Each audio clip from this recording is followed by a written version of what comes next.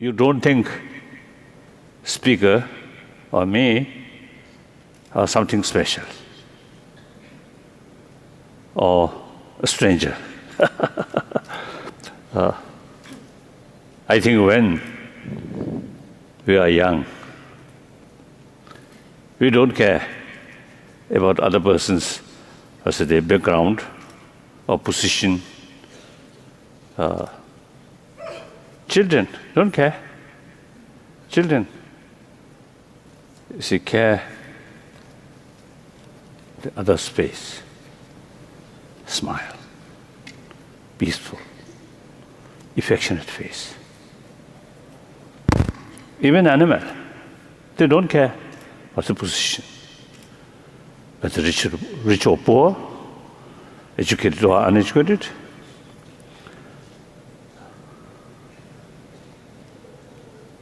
So,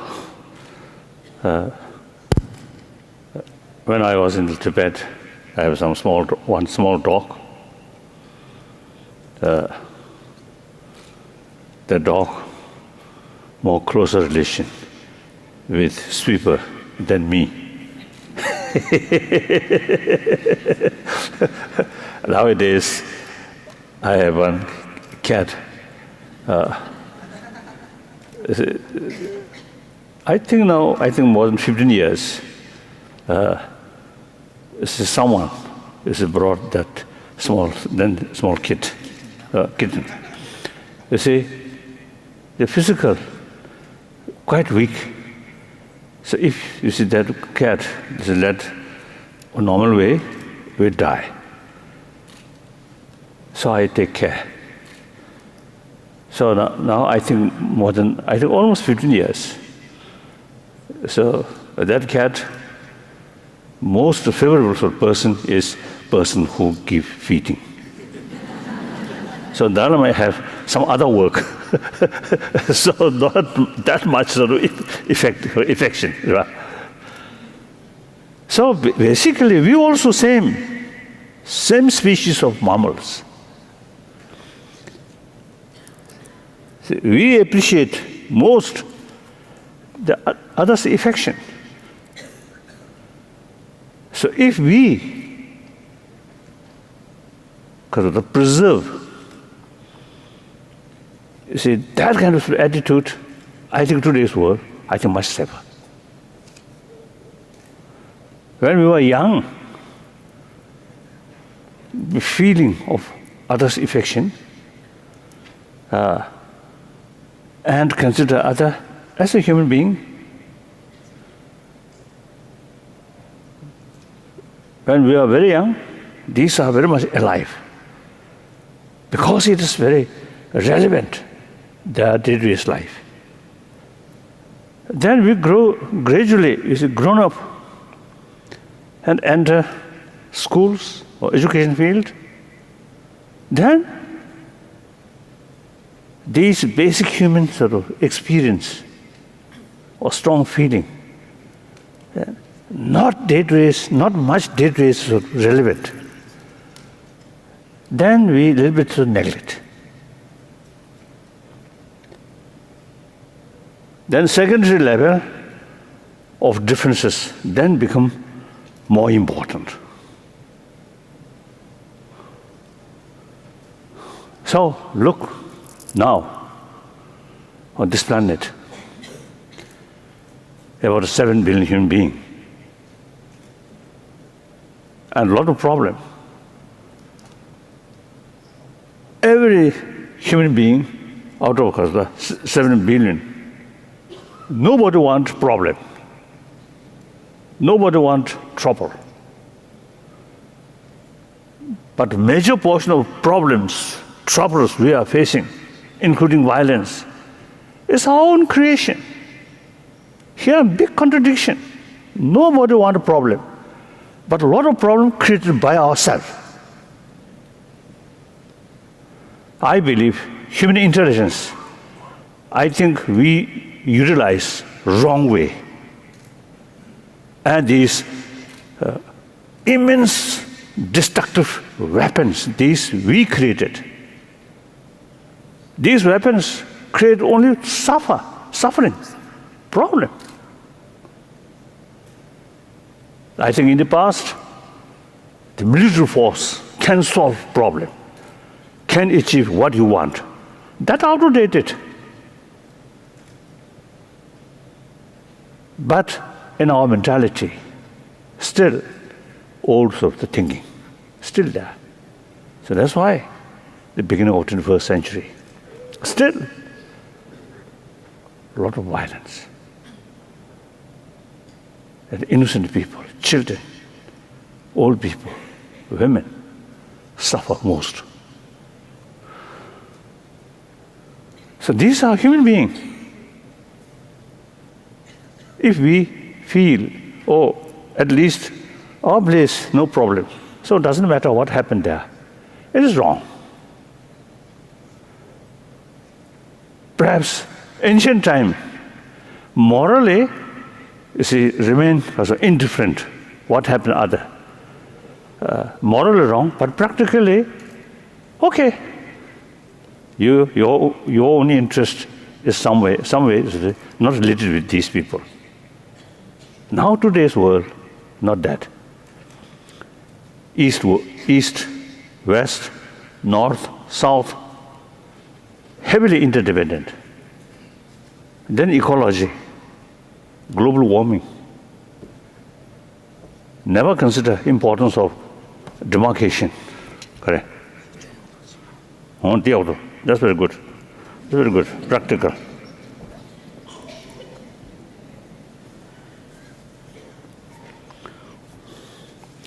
So, I think sometimes in India, when you see I give talk, or even sort of the teaching, weather very hot, then I usually put that.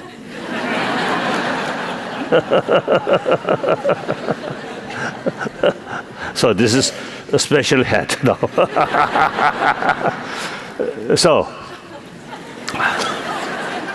So then, what's wrong?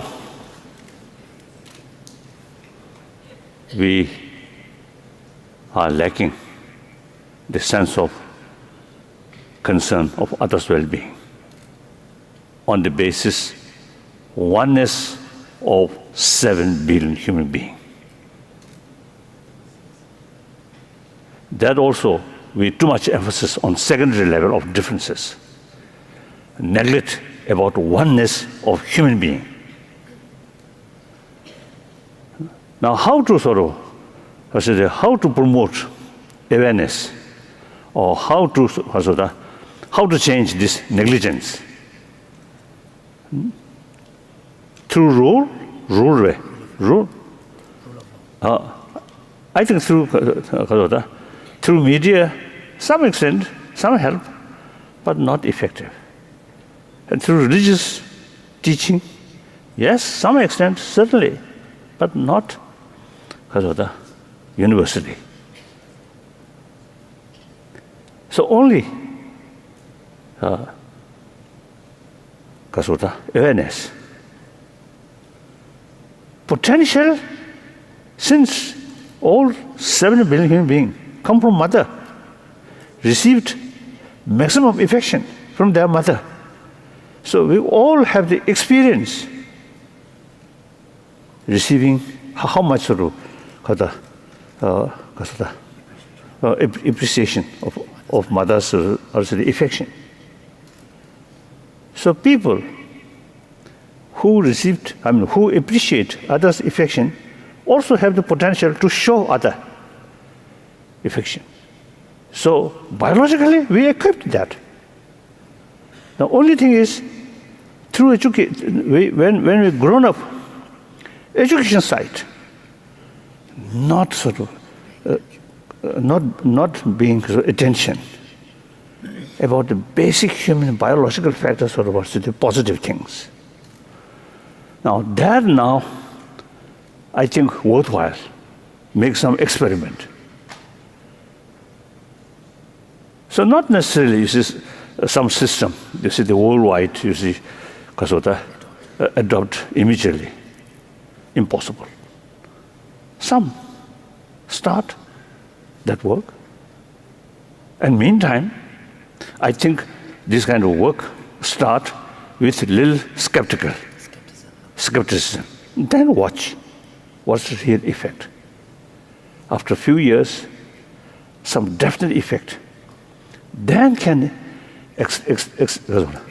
extend from one school, 10 school, then 100 school.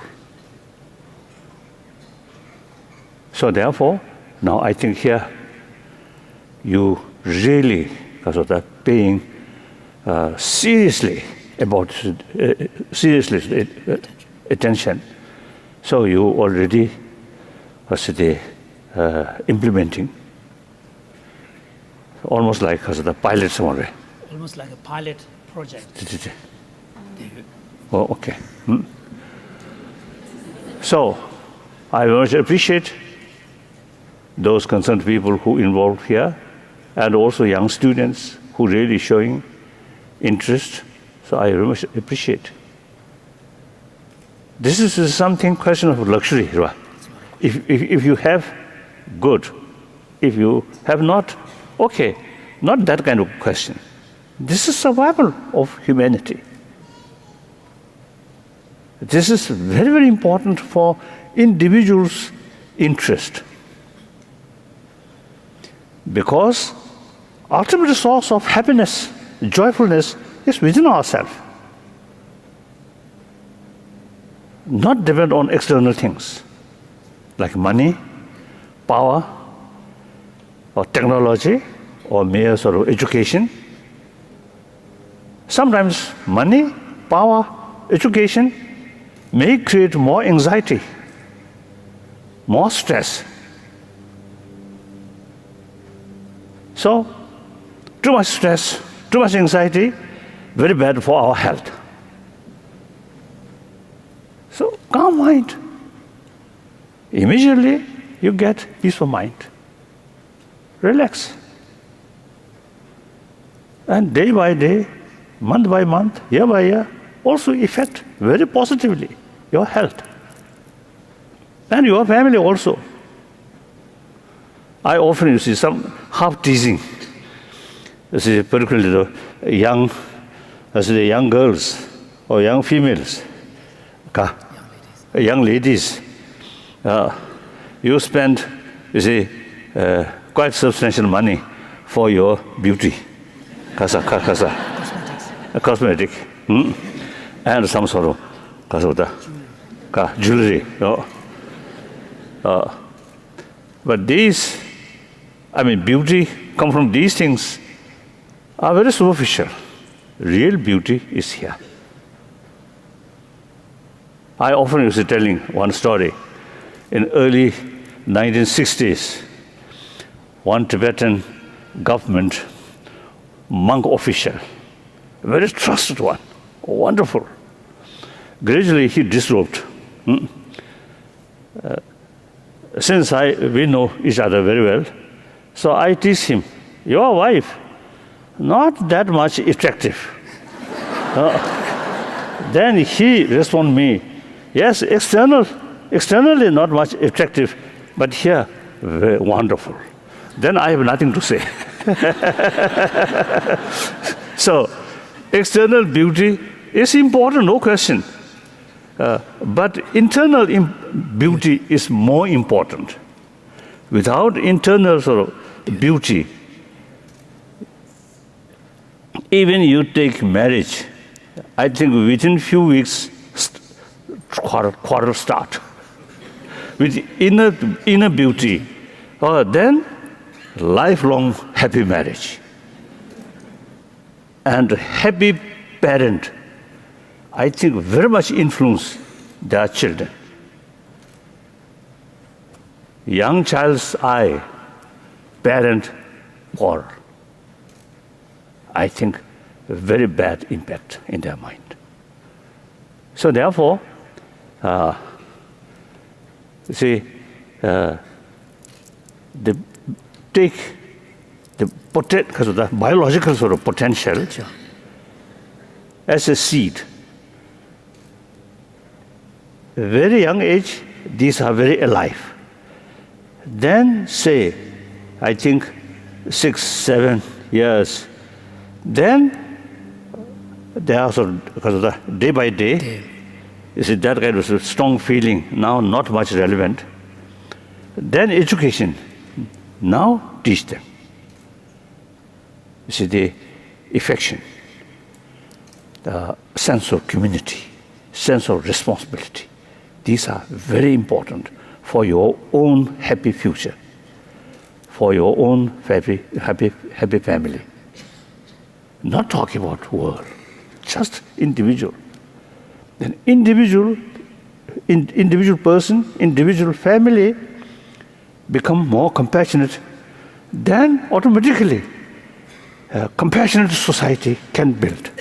Through that way, eventually, 7, because of the humanity, happy humanity, more compassionate humanity, then can achieve. So this is something. So now the proper way to educate these things, if we rely on religious faith, and there's limitation.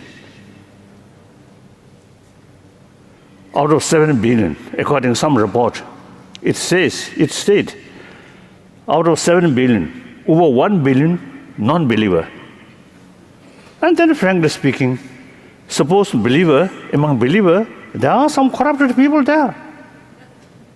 So it is clearly shows lack of real conviction about moral values. So worst case now, religious faith also now additional because of the source of conflict. These are not something wrong with religion. No, the person who followed that religion, lack of real conviction about these deeper human value. Once that is there, then all major religious traditions have great potential, same potential to promote, further promotion about this inner value. So again, it's a pleasure to be with you in conversation and a dialogue about what's happening in British Columbia right now in terms of education and education of the heart.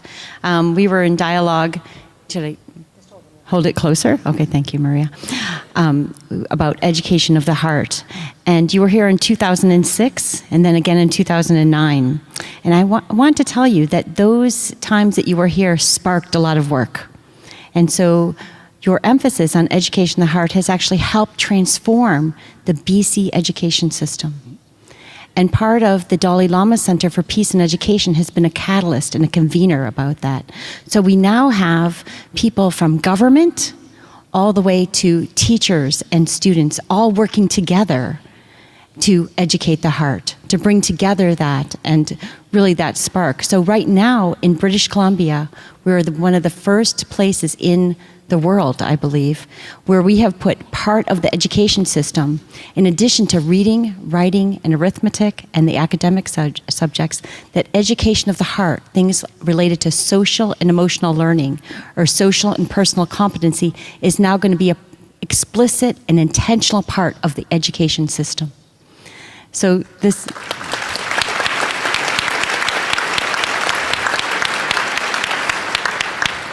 So we really have, so right now there's a transformation happening in kindergarten through 12th grade, through high school, where a focus, in addition to a person learning about communication as well as thinking, there's going to be something called a personal and social competency, where through every single part of the curriculum, children are going to learn about self-awareness, attention, as well as compassion and kindness. And just to show you some of the data that we have, when you were here in 2009, we actually started to get to work. So in 2010, 2011, there's something called school accountability contracts. So right now in British Columbia, we have 60 school districts that comprise a number of different places. In 2010, 2011, when we looked at all of those school accountability contracts of what are they focusing on, 37% focused on social and emotional learning and something called self-regulation or emotion management. Now, when we look today, or last year, 2013, 2014, we see that 90% of school districts in British Columbia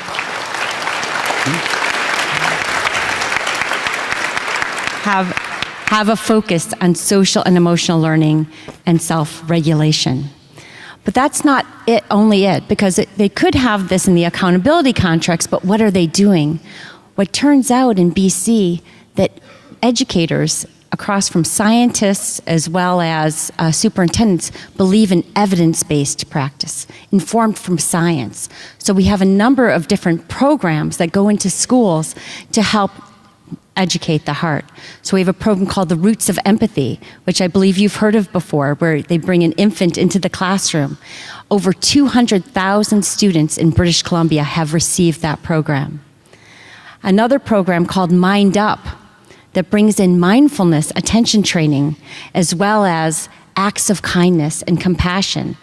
Over 1,000 teachers in Vancouver have been trained in that program to deliver it to classrooms. And another program called the Friends for Life, which is a program that helps children deal with their negative emotions, such as anxiety, and helps them learn how to be more compassionate and kind. Over 6,000 educators have been able to teach that program. So we really have gone widespread.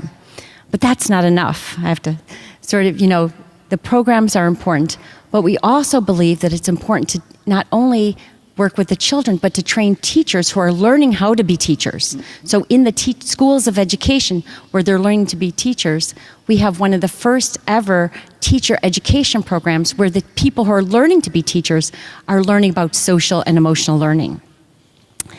And that's at the University of British Columbia. And we also have a graduate program now, because they went and told us, they went to go be teachers, and they said, can you start a graduate program for when we go out and teach for a few years, we want to come back and have more education. So we now have a master's program at the University of British Columbia that is on education of the heart. Now, the other thing I wanted to tell you about is basically...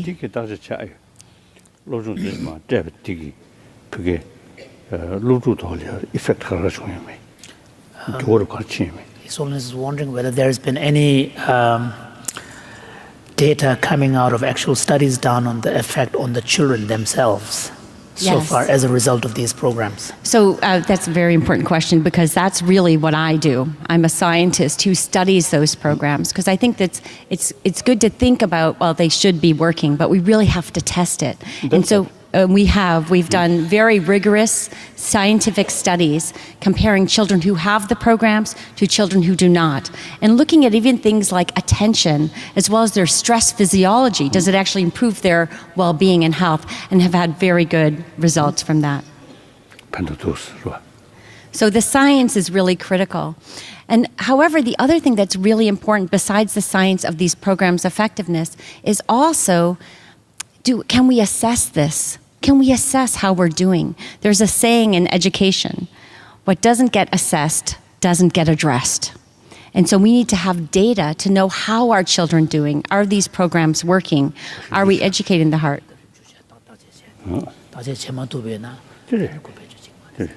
So across British Columbia, and part of actually out of the work of the Human Early Learning Partnership at UBC, we have a measure called the Early Development Instrument that all kindergarten children in British Columbia, teachers complete that, of how children are doing in terms of their social competence, emotional maturity.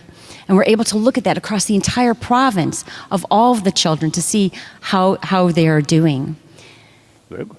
And then in 4th and 7th grade, when children are 10 and 13, we have another measure called the Middle Years Development Instrument, population-based measures where all children fill out a measure themselves. It's their voices, and it tells us about their optimism, their happiness, their empathy, as well as their supportive relationships with others.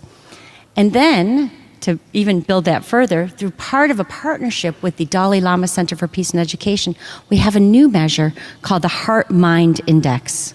And this is a measure, we have those, it's up on the screen over here, that looks at things about getting along with others, being compassionate and kind, being alert and engaged, that also gives us another way in which to assess children's well-being and their education of the heart. And this is just growing, but really unique in the world of being able to assess these dimensions, to know how schools and communities can work together to help foster these ideas. However, although I'm giving you all these good news stories and telling you all the great things that are happening, I also have to say that we have a lot of work to do.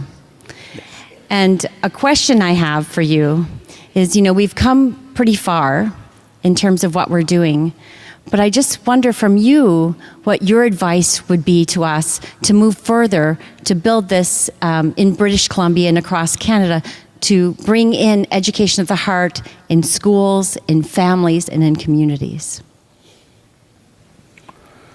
Why ask? You see, any because of the Effects. examination, the what effect? One occasion, some my American scientists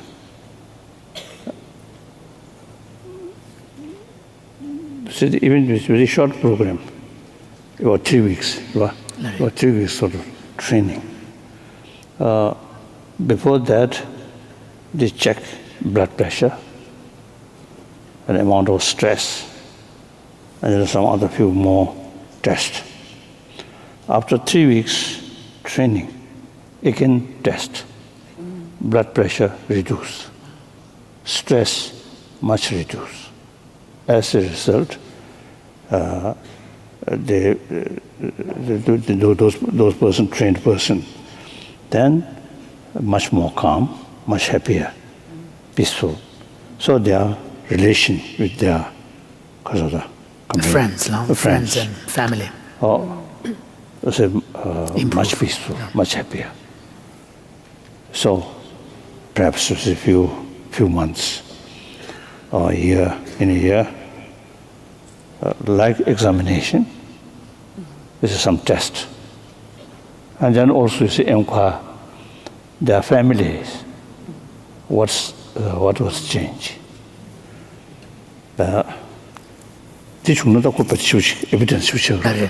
So the evidence should also include the reports of the important people in their lives, the kind of changes that they see. And then you have a much more comprehensive, kind of more compelling evidence. Then another, I think this morning, I think our meeting already maps that. I mentioned at the meeting, His Holiness mentioned the desirability of having some kind of idea of the map of emotions. I usually call ancient Indian psychology. So because of ancient Indian psychology, very rich, so many Buddhist texts also is a lot of explanation about emotion, about mind, and how to deal these things, how to improve, further strengthen these constructive emotion, and how to reduce this destructive emotion. So this, as a part of academic subject, the ground of sort of lays a ground to have a greater awareness. So usually I call map of mind or emotion. So as a part of academic education subject, then when you see teacher refer affection or compassion, anger, hatred, then you see the student then knows. If you already know the map of emotion or mind, then they, yes, now that's that emotion. Then gradually, you see, they let students themselves, you see, see, say, I think 100 different emotions. Which emotion, when they develop, feel happy, or when they develop uneasiness through their own experience, they can tell. So for that, map of mind. So often in our own life, we have a naive attitude to our emotional world. So when our mood is bad, we know that we are not feeling okay, but we stop there. We don't go deeper and try to find out where all of these strange, moods are coming from. Like physical health, some pain, not sufficient. The pain,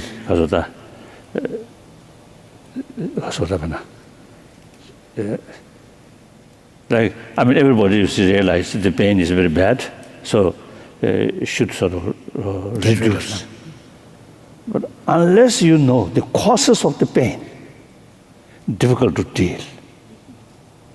Like illness, you see doctor, the pains or uncomfortable, it's a symptom.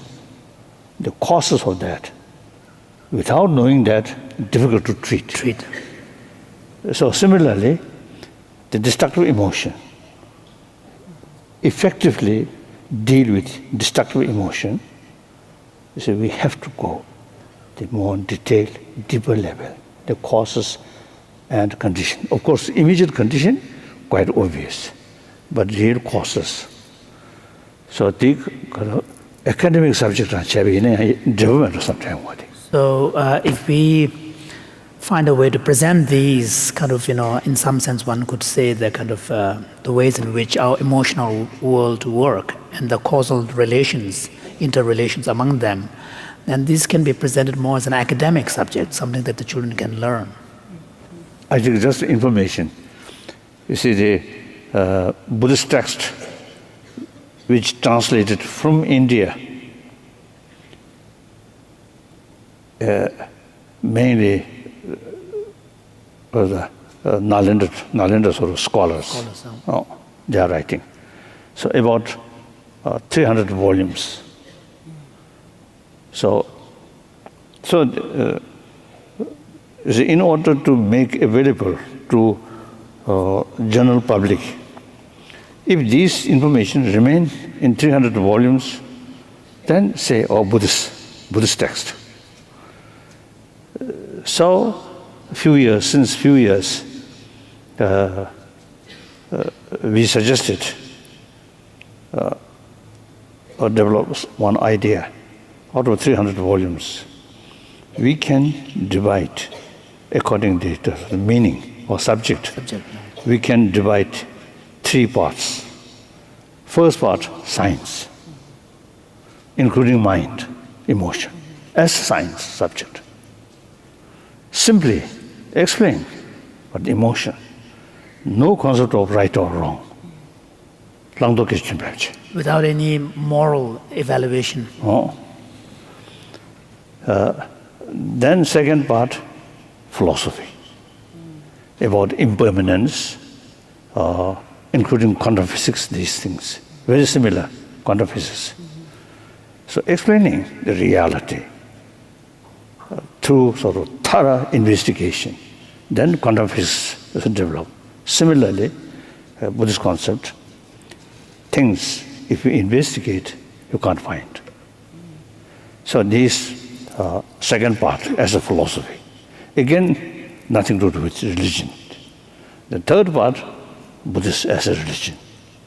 So out of 300 volumes, the part of science, now we already compiled. Created a compilation. Yeah. So we already start translation, Chinese translation, English translation, Hindi translation, and a few other more languages, like that. So that the purposely it remain as a Buddhist subject, part of Buddhist subject, that it will never be universal. Take what about the original source? Doesn't matter. You should take as a sort of subject of science. Then it can be, firstly, academic subject. Then, most important, it can be universal. So the Lavyat. Otherwise, you see, you teachers, or we always say, affection, love is something very important. 1,000 times repeat. Not much. So we need a bit more depth and force in the content level. So the academic subjects have been intellectual that For example, if you present the workings of the mind, as it were, adapted from other sources like the ancient Indian psychology, then it will bring a much richer dimension to the content, which will also appeal to the intellect of the young mind. Thank you. I think another way to look how to effect these destructive emotion. Destructive emotion also part of our mind, part of our experience. So it's common with other animals. Now we have this special brain, so reasoning. So the intellectual can live. So it's the faculty of intelligence has an important role to play in the human. So the effect our emotion, use our intelligence. What is the value? What is the benefit? What is harmfulness? So this is really important. I feel. Just I feel like that. That's great. Thank you.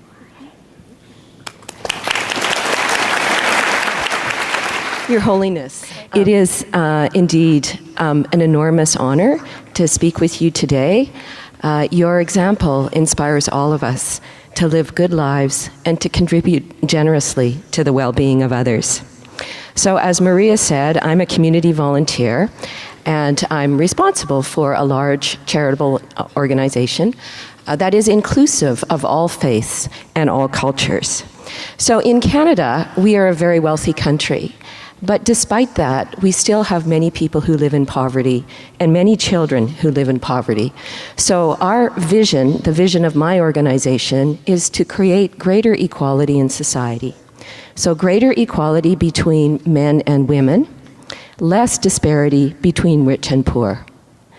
And we believe that the best path to a better world is by providing the best possible start to our youngest citizens, children.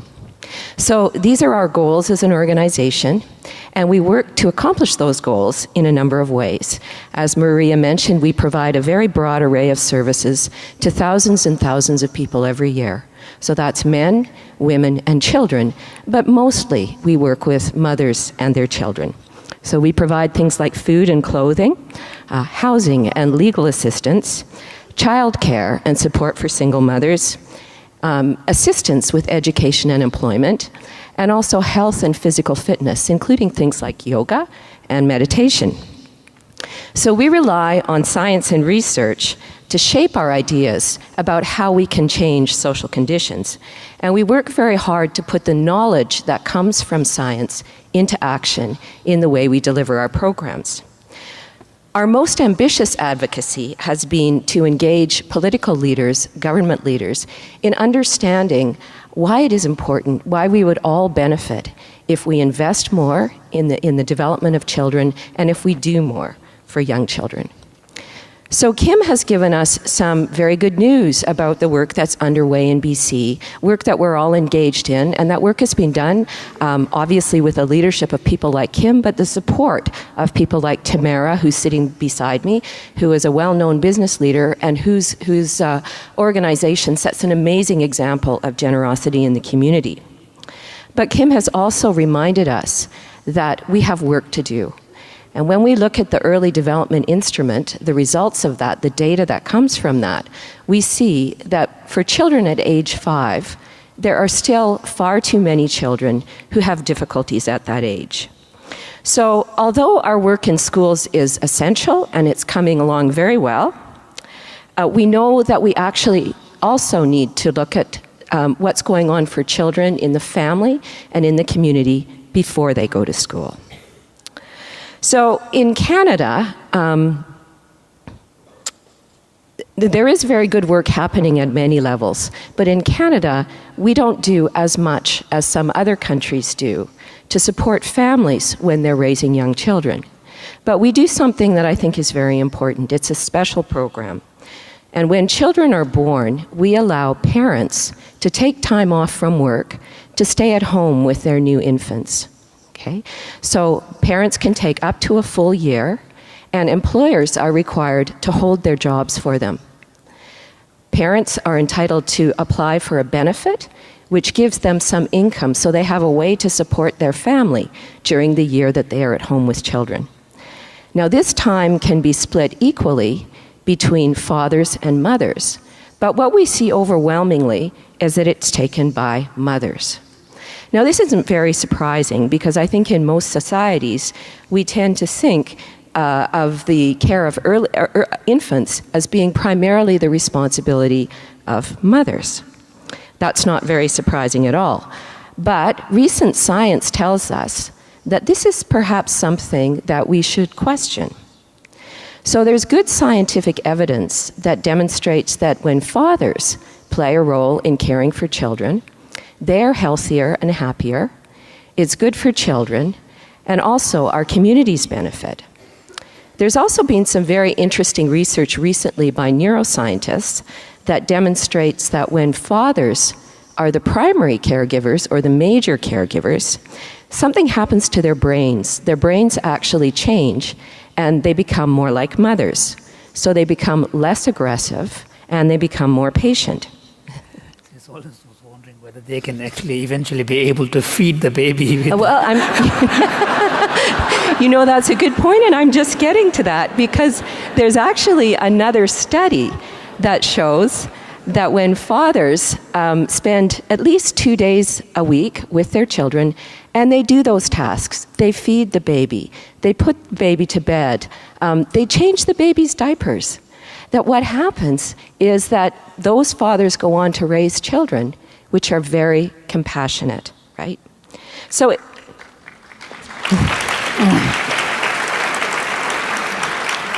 seems that science is telling us that there's something very positive in the example of a nurturing father as well as a nurturing mother, and we need to understand that better and encourage that. So in my work, and Tamara sees this as well, I see many young men who would like to take time to be at home with their new babies. And even though we encourage that at my workplace and in other workplaces, we see that young men are reluctant to do this because they fear disapproval. They fear the disapproval of society. They fear the disapproval of their peers and their coworkers. And they worry that people will think that they are less masculine.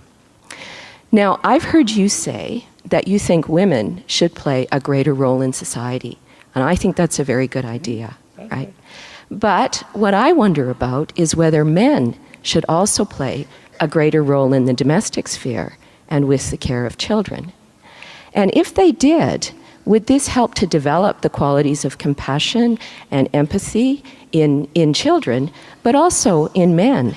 And might it also lead us to a more peaceful world? It might make these qualities of compassion and empathy, what you would call warm-heartedness, more generally respected by society overall.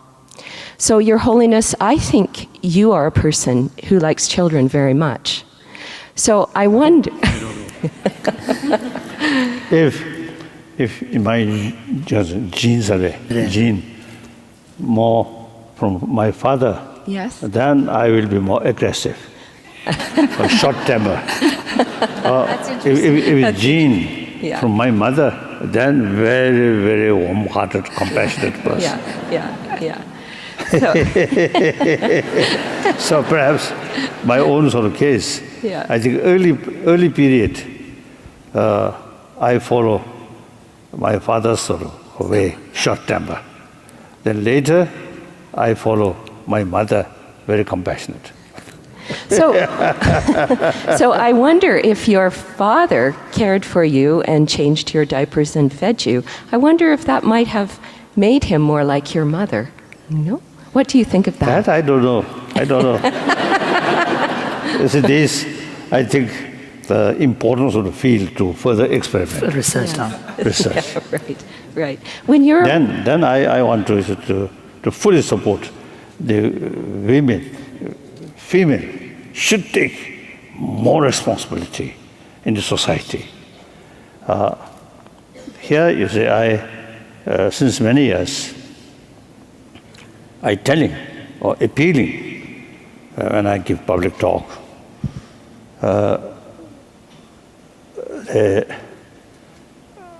in the society, concept of leadership. In very, very early human sort of history, no leadership, no concept of leadership, but all work together. Then a very small population. Then gradually farming system developed, population increase, then some mischievous people is start. Because of the farming system or other sort of more sort of sophisticated life, then they mine. This is my land, my thing, my possession. Then concept of stealing, thief, or bully. These things happen. So concept of leadership come. At that time, no rule of education. So in order to become a leader, the physical strength is the main factor, like other animal. So therefore, biologically, physically, is the father or male more stronger. So the male dominance then start. Even some cultural heritage. I think except one small island in Pacific, one occasion, you see, because of the someone you see mentioned, in that small island, mother take the main responsibility. Leadership in the family and eventually in the society. It's a matriarchal society. Matriarchal society. Oh. Except that, I think usually you see male more dominance, even religion, male dominance there, because of the cultural heritage of the existing society at that time. So, then education starts. Education brings more equal, male to female. Now they are the youngest now Nobel laureate, the Malala. I think she really make effort. You see, education that equal education for wonderful. Both sexes.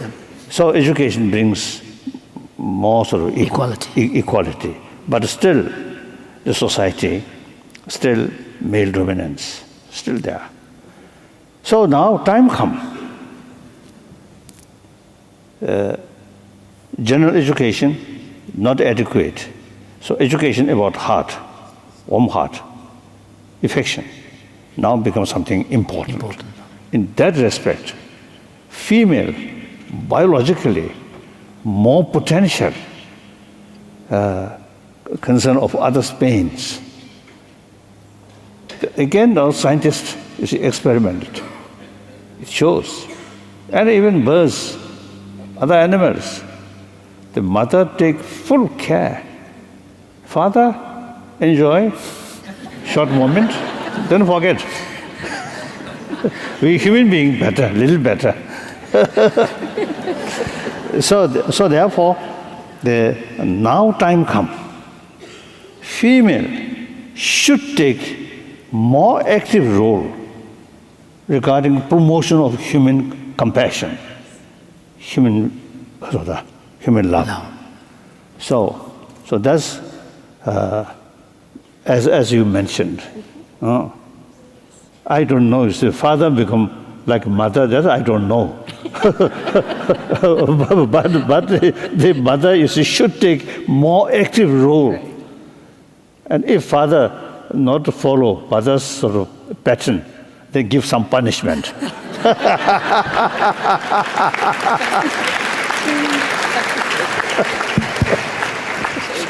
Usually I teasing some of my friend. You see, in their home, one boss. That's wife.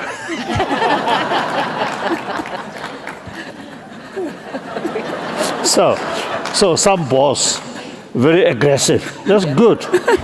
Disciplinary action. Thank you, James. Okay. Thank you. Your Holiness, it is indeed a great privilege to talk to you a bit about the role that the business community plays in the village in raising compassionate children and a caring society. And I personally am a banker, not usually a profession that is associated with compassion and values, unfortunately. But nonetheless, I believe that banking is a very important function because, how we allocate capital and money today really dictates the kind of society we have in the future. And so the organization I am lucky enough to lead, Van City Credit Union, we're one of the largest organizations in our region. We represent about 500,000 people, members. We have 2,500 employees. We have about $20 billion in assets that we manage on behalf of community. But we weren't always big.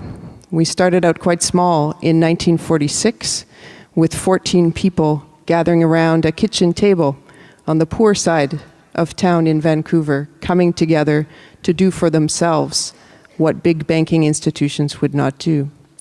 And that spirit of community and connectedness has really been the backbone of our organization. It's what's allowed us to be creative. It's what has allowed us to do things that other financial institutions wouldn't do. For example, we were the first financial institution in Canada to give a loan to a woman without requiring a man to co-sign it.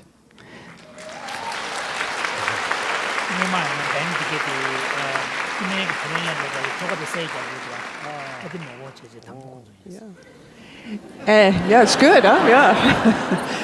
and that woman, she's still alive today, and she says that what it gave her, through your teachings, was the opportunity to create a stable home for her children, where she could concentrate on her career and her business, and bring them up in the community that she felt most supported and connected to. And that's where sometimes we forget that the role of finance and business really is part of people's daily lives. We work hard. We give 30% of our profits back to communities each and every year. We fund many organizations that support children, the health and well-being of children. We're a great fan and supporter of Janet's organization, the YWCA. But we also know that in our own business, there's more that we can do to support children and to learn from children and youth. So we started something called youth credit unions in schools. Children in grades 6 and 7, we encourage them to bring their own money together, to learn about the responsibility of money and understand that money doesn't only support us individually, it's a huge asset for community, and how it's deployed makes a big, big difference. And what those children teach us is they very quickly get the math, right? The interest rates, they're very fast. But what they start to ask is how we can get more money into the community, how we can do things creatively with money to support new programs, new ways of working. So they're very, very agile and community-based in their thinking. But what we see is that dissipates over time.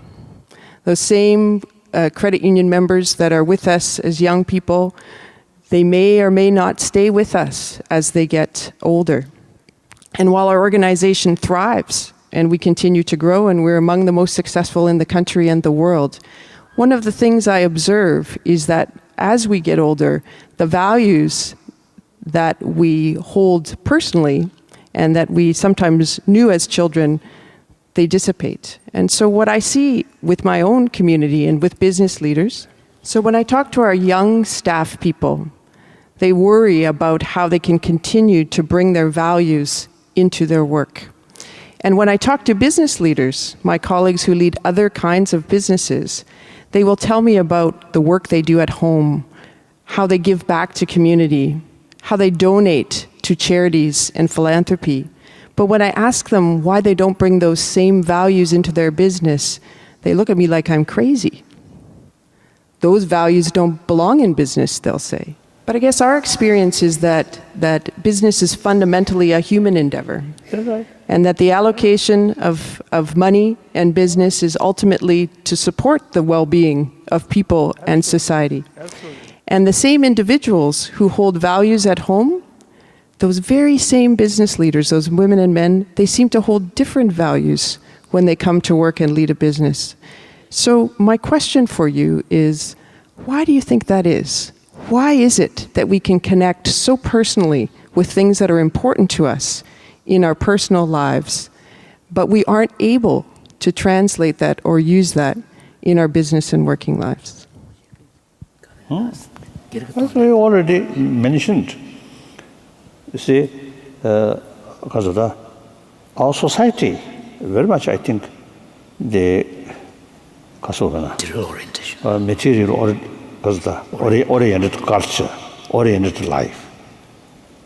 So compassion, sometimes you see in business or some other field, more aggressiveness is more effective. And cleverness, cunningness, also sometimes you see more successful. Honest, truthful, may not. But long run, the businessman also part of the society. A businessman or women may be very, very rich, but always you see, kasoda, it's a hypocritical way, saying something nice, doing something different. And then eventually, society lose faith. The result, the person will feel lonely, very unhappy. Their money, or including the sort of diamonds, I usually it's called saying the diamond sort of ring. When you feel very sad, like that, the diamond ring never show you affection. One dog, if you feel very, very unhappy, then at least they show that feeling expressed to that dog. Licking. That some kind of Response. That's So it's sort of a consolation. Oh. So therefore, you see, eventually, I think aggressiveness sort of way of thinking, way of handling, maybe short term, successful. Effective. Effective. Effective. Long run, no. So all this is the short-sightedness and lack of full conviction here. The more compassionate is the best way you get more friend, more trusted friend. So all these events.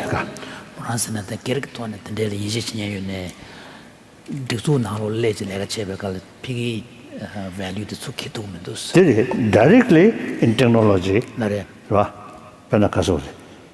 innovation about computer, these things.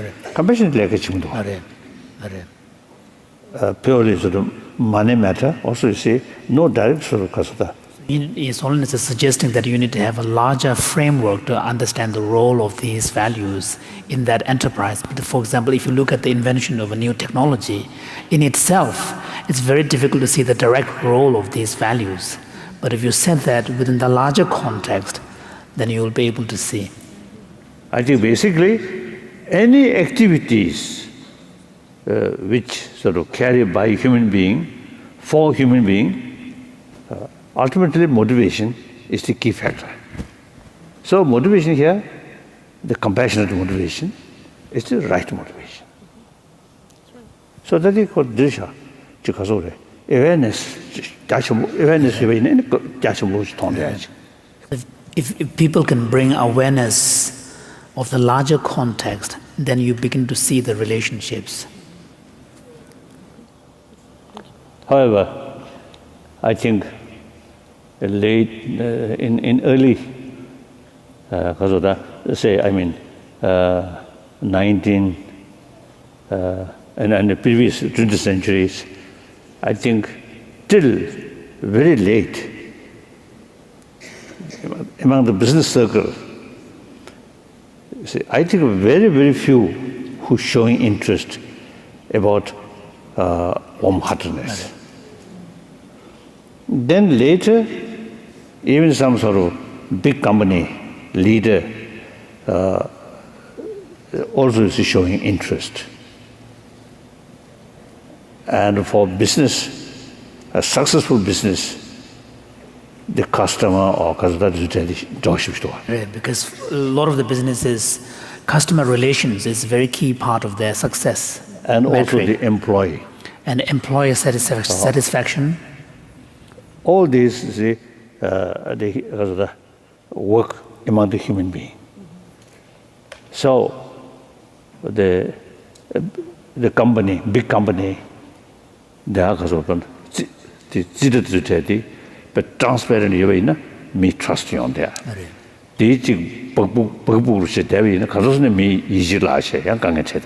So also companies are beginning to recognize that, for example, if they are transparent in their financial reporting, then there is a greater tendency on the part of the customers to trust. Whereas if the financial statements are opaque and hidden, then gradually you lose trust. So these things are beginning to be appreciated. Sometimes I sort of express, we are selfish, but the usual our sort of approach, the selfish sort of approach, is very narrow, and actually foolish, selfish. So think well-being of other is actually best way to fulfill your wish. Your interest.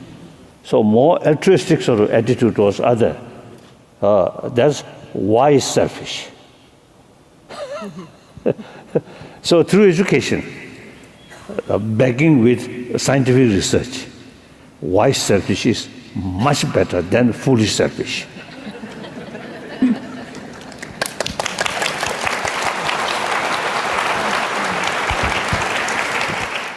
So first off, as the visitor here, let me say it's always a very special treat for me to get to spend time here. I think there are some wonderful, wonderful things, and these folks are wonderful illustrations of something we're looking for all around the world in a way. I mean, we all know the problems in the world. And we're really looking for tangible examples of people starting to change, individually and collectively. And I don't think there's any more powerful, kind of emotionally evocative way to feel that than to feel it in children. Children are what connect us to the future. The future is an abstraction. It's a bunch of ideas. And for most of us, of course, a lot of fears and anxieties until we really have a conversation with a child. In a conversation with a child, the future is real.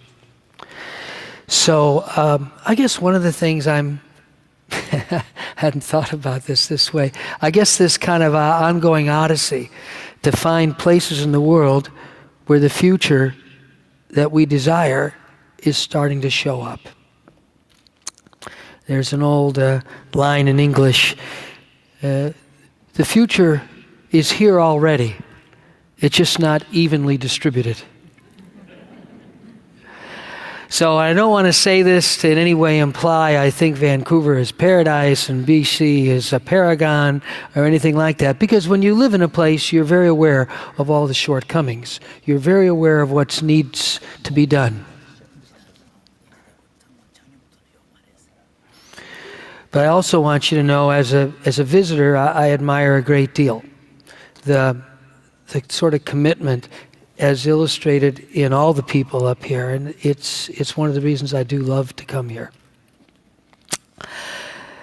So I have a little different type of puzzle question. I'm trained in a science that many people would say is not even quite a science yet. Maybe in 50 or 100 years it will be understanding complexity, understanding systems. So as Maria just said, the little exchange a minute ago with Tamara, when you said, people just have to see the larger context in which they're operating. That's a beautiful example. And as I look at human evolution, I think that the societies that have survived for a long time have found ways to understand who they are in their context. There's only one small problem. For the first time in history, our context is the planet. It's not Tibet, it's not Bhutan, it's not a Vancouver island. It is literally the world as a whole. For the first time in our history, human beings are shaping life on the planet. So we've talked about a lot of kind of basics. I don't mean that in the sense of trivial, fundamentals of ethics, compassion, emotions. But we don't think of this as an ethical issue. What I mean by this, and just holding up the one that's handy to me, any of us could hold up the one that's handy to most of us. We don't think of the fact that when we use our technology, when we plug this into the wall, a little different in BC, but not a lot different. In America, 70% of the electricity that powers this device comes from burning coal. In China, it's about 80% to 90%. We don't think of that as an ethical issue. We don't think of driving our cars as an ethical issue, although obviously some people do. We don't think of these small, mundane, everyday acts like the food we eat and where it comes from, and the impacts of that food system on the farming communities who produce the food, which in America travels typically about 2,000 miles from where it's grown to where it's purchased. So the question I have, I'm not even sure the best way to express it, but I have a hunch through my example, His Holiness is starting to already know what the question is. I can fully understand that in the progression of education, laying a foundation of understanding myself, understanding the good emotions, the bad emotions, that inner choreography that leads to sources of emotions, as His Holiness was explaining, is fundamental. I can fully understand the learning how to deal with conflicts with another human being, really developing the social competencies to navigate our lives in the context of our families, our friends, the playgrounds we go on to, all the influences in our lives, good and bad, as we're a teenager growing up, is very fundamental. But it seems to me there's yet a third domain of ethics and morality, which now for the first time is maybe so important that without it, none of the others ultimately will matter. So again, I'm not sure exactly how to ask the question, but I'll just say it the best I can figure, which is that if we really understand the developmental process of a human being, individually and collectively, how can we guide ourselves, and obviously, how can we enable our children and guide our children to develop that larger sense of compassion, that larger awareness? Compassion at some level is always a result of awareness. And if I'm not aware, I really can't be compassionate. Correct. I think the genuine sort of sense of concern of others' well-being. There are also sort of the element respect. Respect comes oneness of human being. Then 되게 술로서 실로서 environment 술로서 되게 environment. Oh yes, environment. Holiness is referring to the poet who made a beautiful allusion to the environmental issue. So, yes, the environment in ancient time, I think when I was very young, you see, no concept of importance of ecology.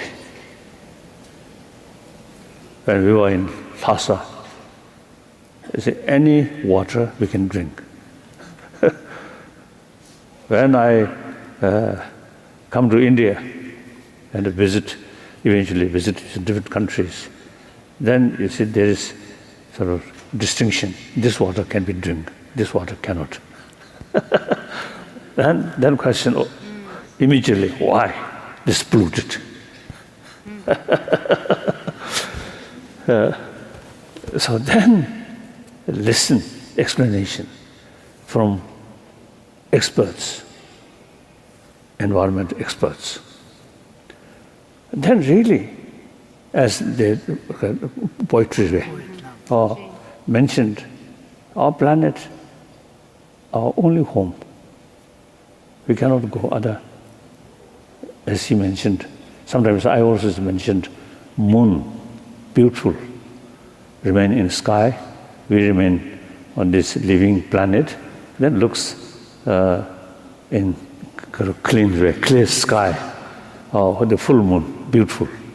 But if we try to go there and settle there, impossible, horrible. So this is the only our home. So then, in the concern of future generation, the protection of environment is very, very important.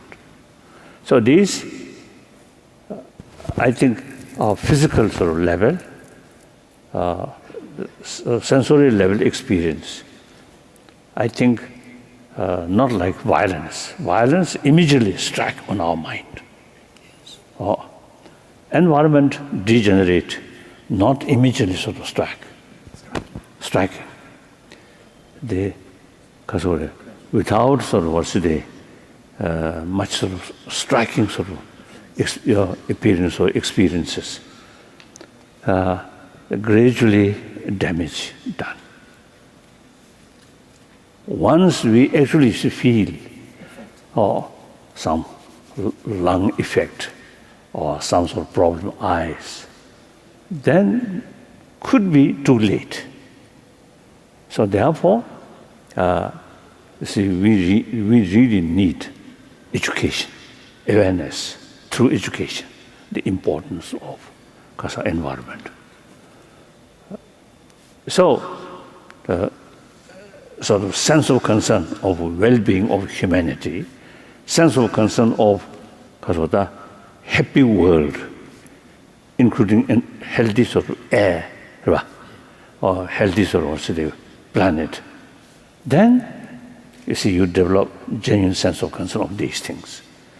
So these, the awareness, the shivishtoa, intelligence, samdhan, shimju sheni, di simshutia, the shivishtoa. So it's really, in the end, it's awareness that really is the key that is going to help us motivate to do something.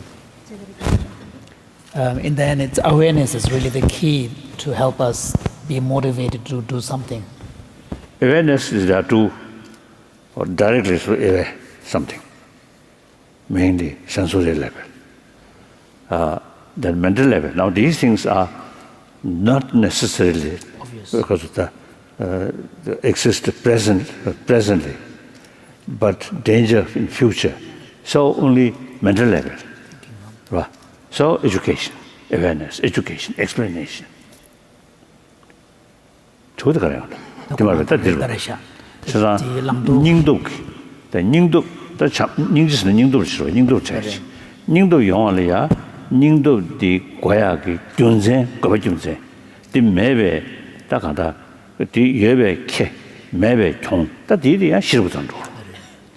in a sense, when we are talking about global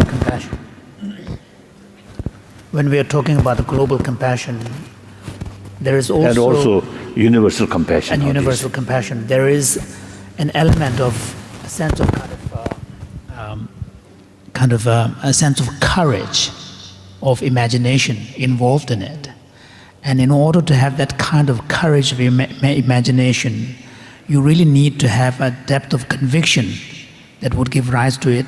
And since the environmental degradation, kind of effects tend to be gradual and insidious, not obvious, you need to use a lot of thinking and understanding in order to bring that kind of courageous imagination.